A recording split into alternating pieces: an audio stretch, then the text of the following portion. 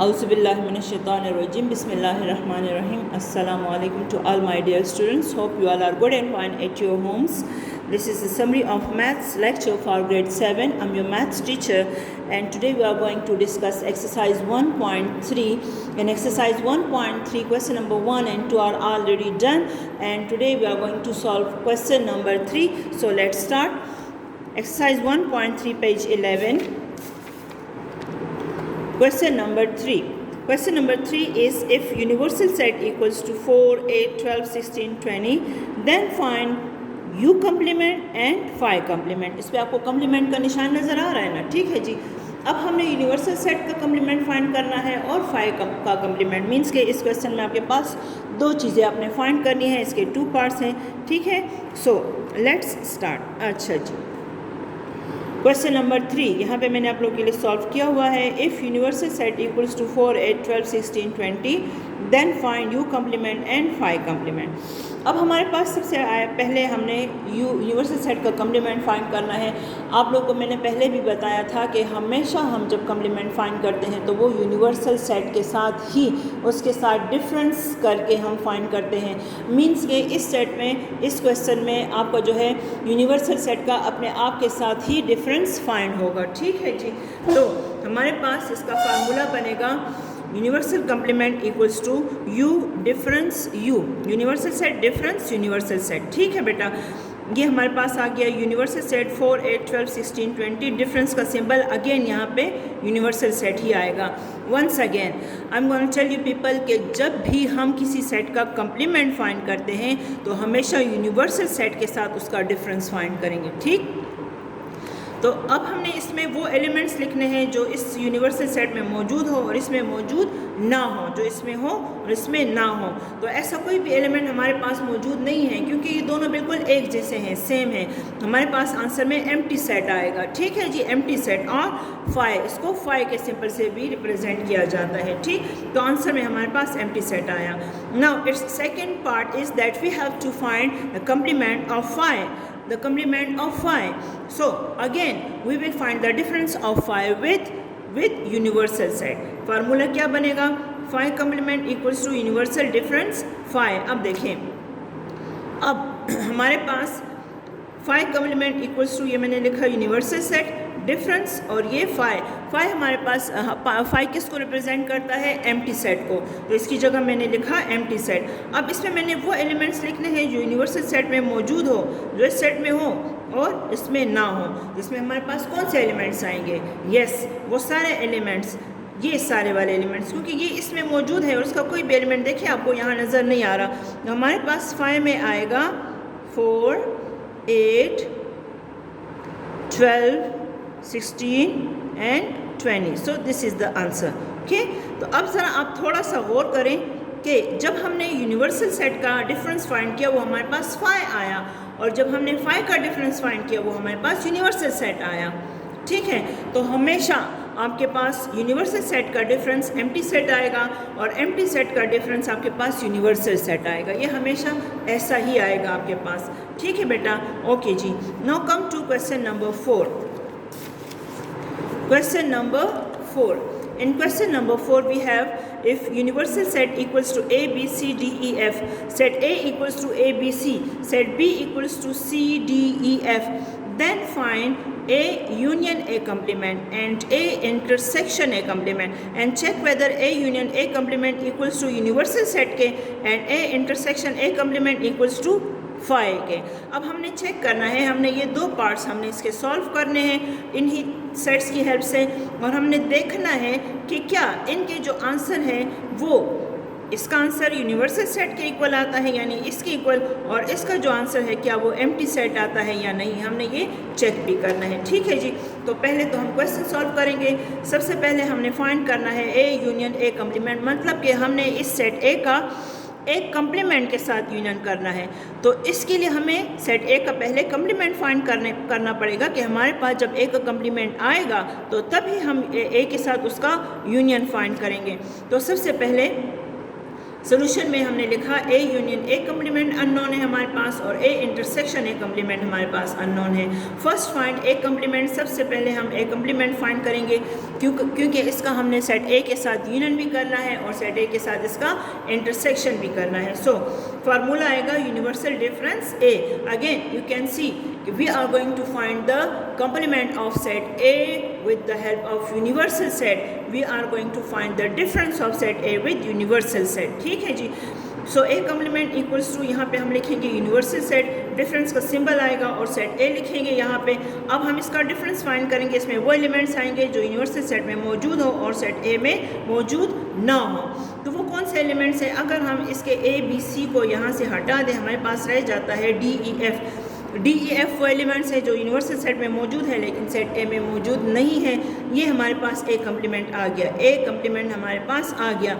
अब हम फाइंड कर सकते हैं ए union A complement, A intersection A complement. ठीक है बेटा। सो यहाँ पे देखें ए यूनियन ए कम्प्लीमेंट, पहले ए है हम सेट ए लिखेंगे, फिर यूनियन का सिंबल आएगा, फिर हम ए कम्प्लीमेंट लिखेंगे। ए कम्प्लीमेंट का अभी जो हमने आंसर फाइंड किया वो लिखेंगे। अब इन दोनों का यूनियन करेंगे। यूनियन मीन्स के इन दोनों के एलिमेंट्स को हम कंबाइन करेंगे। हमने इन दोनों के एलिमेंट्स को इकट्ठा किया, हमारे पास आंसर आया A B C D E F. एक पार्ट हमने फाइंड कर लिया। Now it's turn to find A intersection A complement. अब यूनियन फाइंड हो गया, अब इन दोनों का इंटरसेक्शन फाइंड करना है। पहले सेट ए है, हम सेट ए लिखेंगे, इंटरसेक्शन का सिंबल और ए कम्प्लीमेंट लिखेंगे। इन दोनों में हम देखेंगे कि कौन से एलिमेंट्स जो है वो एक जैसे हैं, कॉमन है। इंटरसेक्शन में हम कॉमन एलिमेंट्स लेते हैं ना, but you can see that there is no element which is common to both the sets. कोई भी हमारे पास ऐसा एलिमेंट नहीं है जो दोनों सेट्स में कॉमन हो। सो आंसर में हमारे पास एम्प्टी सेट आएगा। ओके। अब ए यूनियन ए कम्प्लीमेंट का आंसर ये है और ए इंटरसेक्शन ए कम्प्लीमेंट का आंसर ये है। अब क्वेश्चन का एक पार्ट ताकि आप चेक करें कि क्या आपके पास जो है ए यूनियन ए कम्प्लीमेंट का आंसर यूनिवर्सल सेट के इक्वल आता है और ए इंटरसेक्शन ए कम्प्लीमेंट का आंसर एम्प्टी सेट के इक्वल आता है। So let's check. अब यहाँ पे हम चेक, हमने हेडिंग दी ए यूनियन ए कम्प्लीमेंट का आंसर हमारे पास ये आया। ये देखिए ये आपके पास यूनिवर्सल सेट है ना जो हमें क्वेश्चन में गिवन है। So it is equal to universal set के। इसी तरह से ए इंटरसेक्शन ए कम्प्लीमेंट का आंसर हमारे पास एम्प्टी सेट आया। So it's equal to empty set के। तो जो चेक में कहा गया था कि चेक करें कि क्या ये यूनिवर्सल और एम्प्टी के इक्वल है, तो yes it is equal to universal set and it is equal to empty set. अच्छा जी। Now question number 5। Question number 5 में हमारे पास सेट्स हैं। If universal set equals to 1 2 3 up to 10, set A equals to 1 3 5 7 9, set B equals to 2 4 6 8 10, then find A union B whole complement. Whole complement आपको bracket नज़र आ रहा है ना, bracket के बाहर कम्प्लीमेंट है, इसको कैसे पढ़ा जाता है? Whole complement. अच्छा जी। तो सबसे पहले अब जब हम सॉल्व करेंगे इसमें हमने सबसे पहले क्या फाइंड करना है? सबसे पहले बेटा हम देखेंगे कि ब्रैकेट के अंदर कौन सा ऑपरेशन है।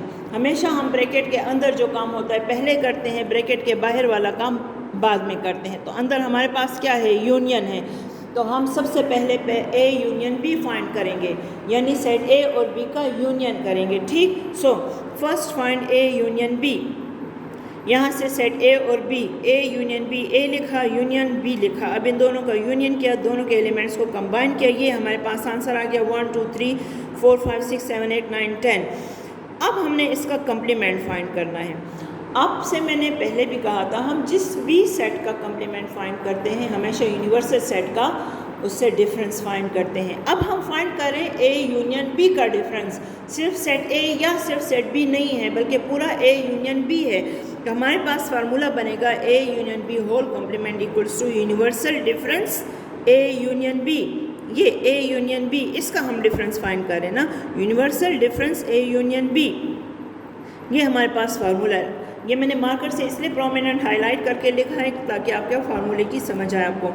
A union B whole complement equals to, यहाँ पे हमने लिखा यूनिवर्सल सेट, डिफरेंस का साइन, और यहाँ पे जो ए यूनियन बी का आंसर आया था वो हमने लिखा। अब इसमें हमने वो एलिमेंट्स लिखने हैं जो यूनिवर्सल सेट में मौजूद हो और इस वाले सेट में ना हो। तो हमारे पास ऐसा कोई भी एलिमेंट नहीं है जो यूनिवर्सल सेट में मौजूद हो और ए यूनियन बी में ना हो। सो the answer will be empty set. ठीक है जी। तो इसका आंसर हमारे पास आया एम्प्टी सेट। अब इसका जो पार्ट नंबर 2 है क्वेश्चन नंबर 5 का कि A intersection B whole complement हमने फाइंड करना है।